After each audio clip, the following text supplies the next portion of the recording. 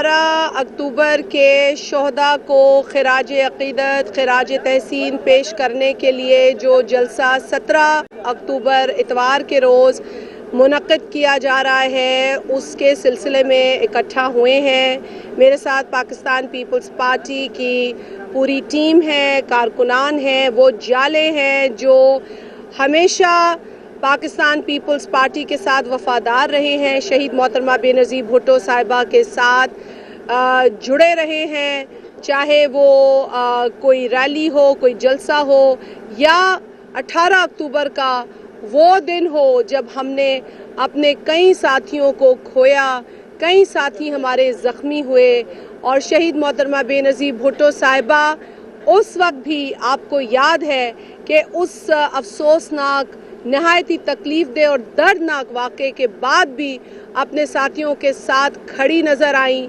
उनके लवाहिकीन के साथ नज़र आईं, उनकी बच्चों के सर पे हाथ रखती नज़र आईं। यही जज्बा पाकिस्तान पीपल्स पार्टी का है जो हमें हर बरस 18 अक्टूबर की याद दिलाता है और उनके शोहदा, उनके लवाहिकीन, उनके वुरसा के साथ खड़े होने की हिम्मत देता है। हमारा जो एक तारीख़ है उसमें कोई खुशी के लम्हात तो शायद ही नज़र आते होंगे, लेकिन जो कुर्बानियाँ हैं, जो शहादतें हैं, जो तकालीफ़ हैं, उनकी एक लंबी फहरिस्त है। आज भी हम यहाँ इकट्ठा हुए हैं तो उसी अज़म को दोहराने के लिए कल यहाँ जमा होने का इरादा रखते हैं। जो अज़म शहीद मोहतरमा बेनज़ीर भुट्टो साहिबा का था, जो अज़म शहीद जुल्फ़िकार अली भुट्टो का था कि इस पाकिस्तानी कौम को दुनिया की बेहतरीन कौम बनाना है, चाहे वो इक़्तिसादी एतबार से हो, चाहे वो मुआशरती एतबार से हो, चाहे वो तालीम के एतबार से हो, चाहे वो तरक्की के एतबार से हो। आज जो नाअहल नालायक हुकूमत पाकिस्तान पर मुसल्लत है उसने पाकिस्तानियों का जीना अज़ाब बना दिया है। उसने पाकिस्तानी अवाम को इतना रुलाया है कि पाकिस्तानी कौम की चीखें निकाल दी हैं। आज फिर इस नाअहल हुकूमत ने पेट्रोल और दीगर पेट्रोलियम मसनूआत की कीमतों में इजाफा किया है। जो पेट्रोल चंद रोज़ पहले 127.30 पर लीटर किया था, वो आज फिर इन्होंने बढ़ाकर 137 तकरीबन 70 पैसे कर दिया है। हम इस नए इजाफे को भी मुस्तरद करते हैं। पाकिस्तान पीपल्स पार्टी समझती है कि अगर ये नालायक, ये नाअहल और ये जोकर अगर मज़ीद पाकिस्तान की कौम पर मुसल्लत रहे तो पाकिस्तान का मज़ीद नुकसान होगा। लिहाजा वक्त आ गया है कि इन चोरों को, इन माफियाज को, इन झूठों को और इन यू टर्न पे फ़ख्र करने वाले टोले को हम घर भेजें और यही अज़म लेके कल न सिर्फ पाकिस्तान पीपल्स पार्टी के जियाले बल्कि वो तमाम सताए लोग यहाँ आएंगे और उनको हम भी दावत देते हैं कि आएं, आप इकट्ठा हों, आप हमारी भी ताकत बने और इन नाअहलों के इन तख्तों को आप हिलाएं, क्योंकि इनमें जो फिरौनियत नज़र आ रही है वो पाकिस्तान के लिए बहुत नुकसानदेह है। मेरे साथ पाकिस्तान पीपल्स पार्टी के सेंट्रल इंफॉर्मेशन सेक्रेटरी जनाब फैसल करीम कुंडी साहब भी मौजूद हैं, मेरी बहनें भी हैं। मैं चाहूँगी कि फैसल साहब भी आपसे बात करें और हम सब मिलकर इस नाअहल नालायक हुकूमत के ख़ात्मे के लिए आपके साथ अपनी राय का जो मज़ीद इजहार करना है वो करें। अच्छा, ये बता दें कि पीपल्स पार्टी के अवामी हुकूमत के दौर में सुप्रीम कोर्ट के एहकामात के तहत नेस्ला टावर को गिराने के एहकामात जारी कर दिए गए और पीपल्स पार्टी के ही जेर निगरान कमिश्नर ने नोटिस जारी कर दिए। क्या कल सुप्रीम कोर्ट ये कहे कि कराची की 200 जो कच्ची आबादियां हैं वो चूँकि गैर कानूनी हैं, उनको मुनज़्ज़म कर दो, उनको सफाया कर दो, तो क्या पीपल्स पार्टी वो भी करेगी?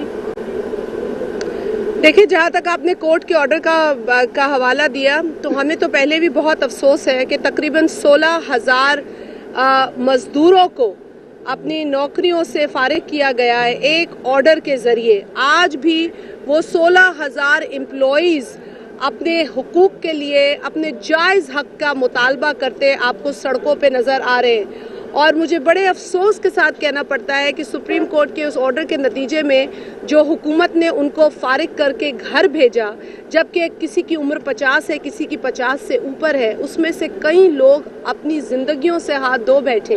किसी को हार्ट अटैक हो गया है, किसी को स्ट्रेस थी, और आज हम जब बात कर रहे हैं तो उसमें से कई लोग दुनिया से जा चुके हैं। तो सुप्रीम कोर्ट के इन फैसलों पर हम अपना रद्द अमल दे चुके हैं। अदालती फैसलों पर यकीनन एक अमल दरामद पाकिस्तान पीपल्स पार्टी एक डिसिप्लिन फॉलो करने वाली जमात है। ये अदालतों से अदालत हो या कोई भी इदारा हो, उसके साथ बात तो कर सकती है, लेकिन उस पर हमले नहीं हम करते।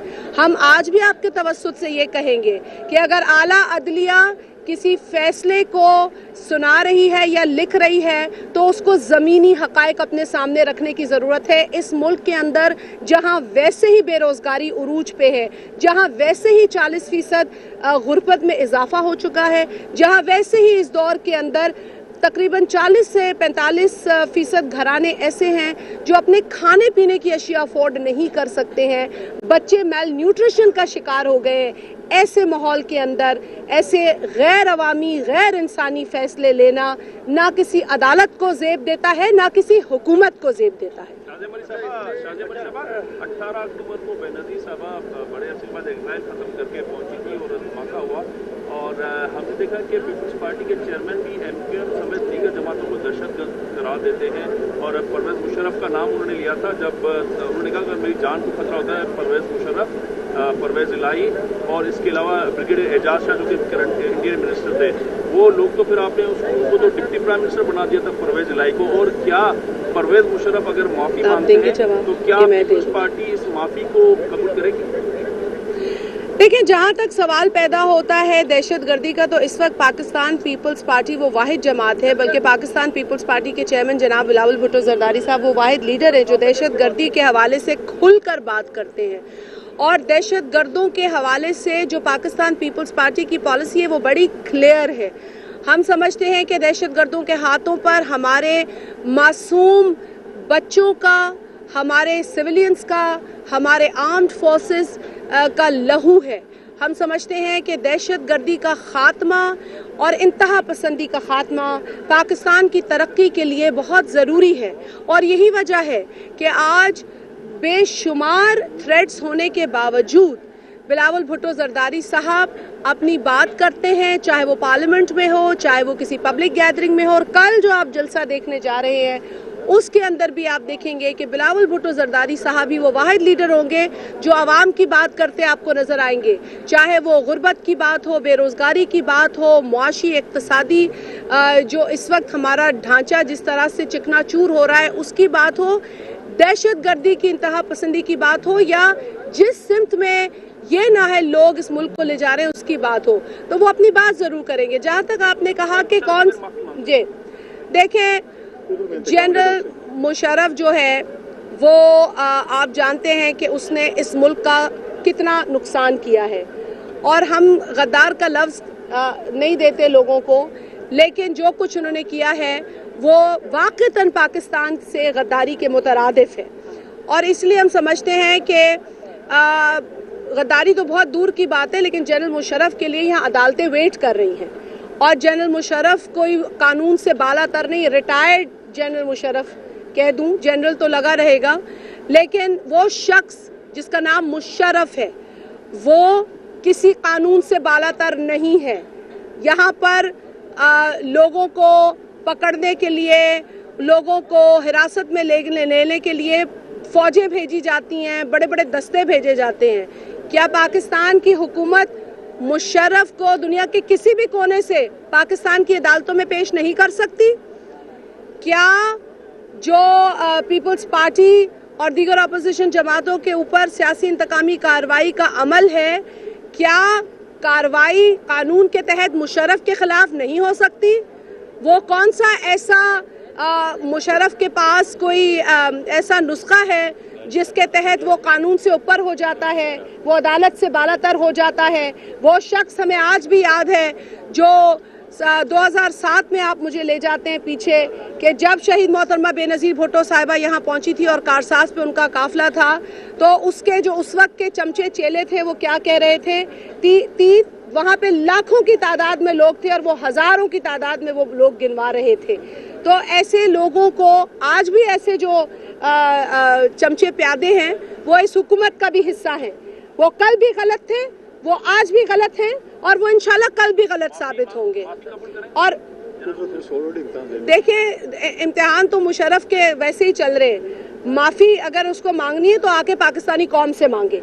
माफ़ी उसको पाकिस्तान पीपल्स पार्टी के चेयरमैन की नहीं, उसको पाकिस्तानी कौम की माफ़ी की ज़रूरत है और वो आए इस मुल्क में इस कौम से माफ़ी मांगे अगर वो इतना बहादुर है तो। मेरे ख्याल में जिस तरह मौजूदा सूरत हाल है, पेट्रोलियम मसनूआत में इजाफा किया गया है, लोग इस हुकूमत से तंग हैं, इसी तरह अपोजिशन जमातों की जो कारकर्दगी है मौजूदा सूरत हाल में, उससे भी लोग नाला नजर आते हैं।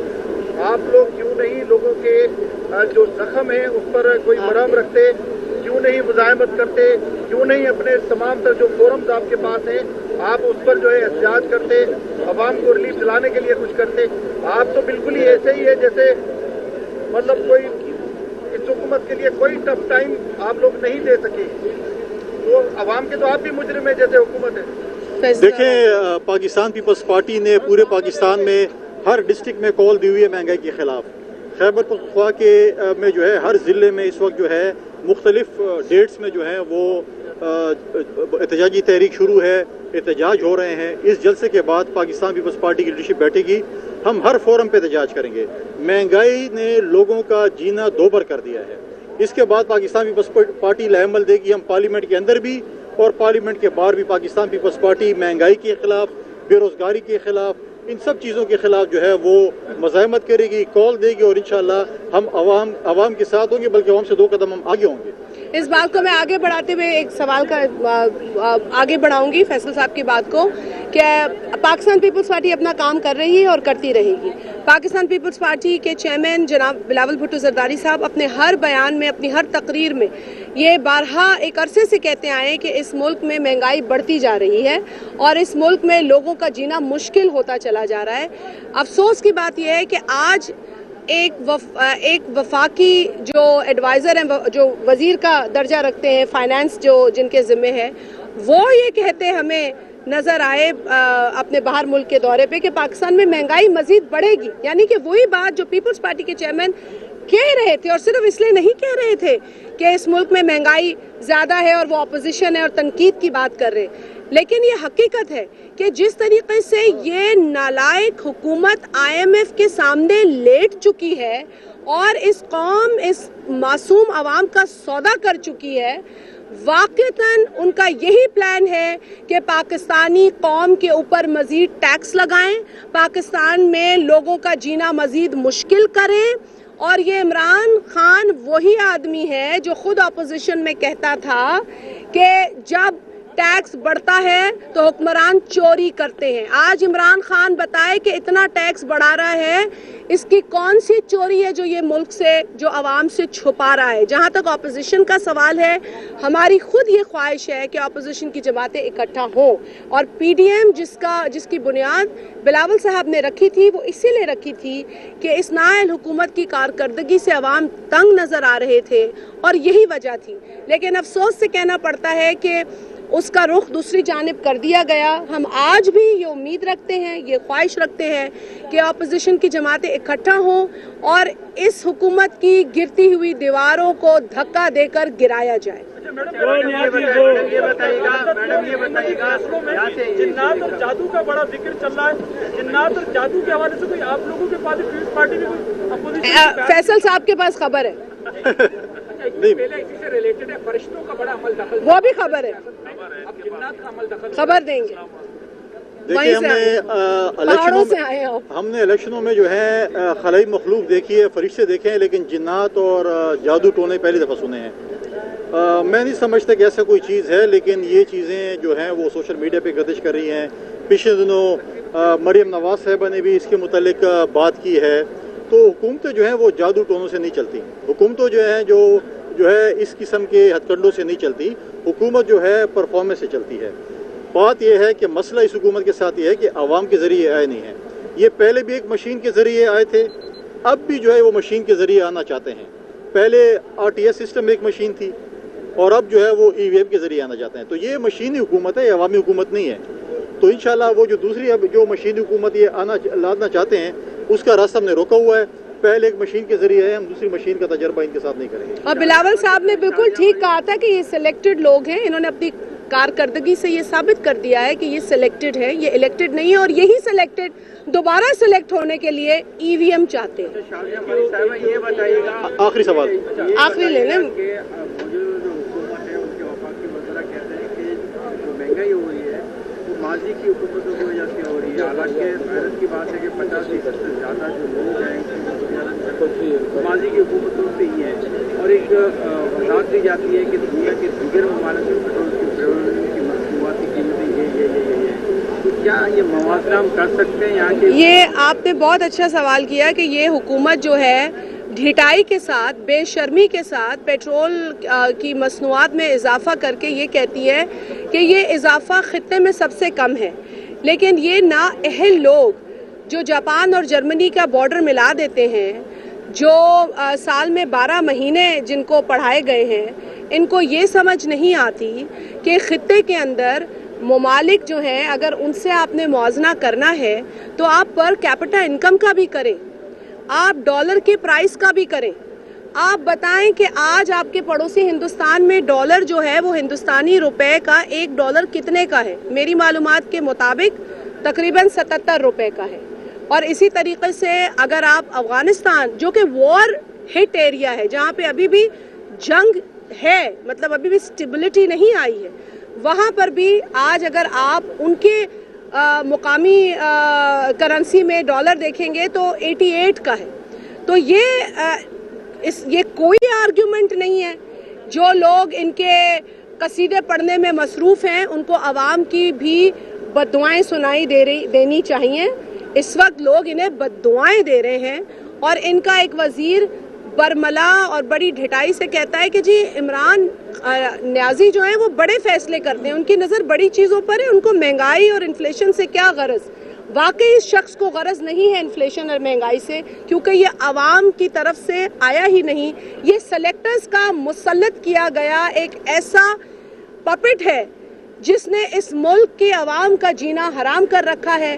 لہٰذا وقت آ چکا ہے کہ ہم عوامی طریقے, آئینی طریقے اور قانونی طریقے سے اس پپٹ کو گھر بھیجیں اور اس ملک میں صاف, شفاف, منصفانہ الیکشن کے ذریعے عوامی حکومت کا قیام کیا جائے. اور یہ انوکھا لاڈلا اب ہمیں بہت بس ہے, بس اب یہ انہی کا مبارک ہو جو لے کر آئے ہیں. آخری لائن میں بتاؤں, اگر ان کو اگر ان کو جو ہے اگر ان کو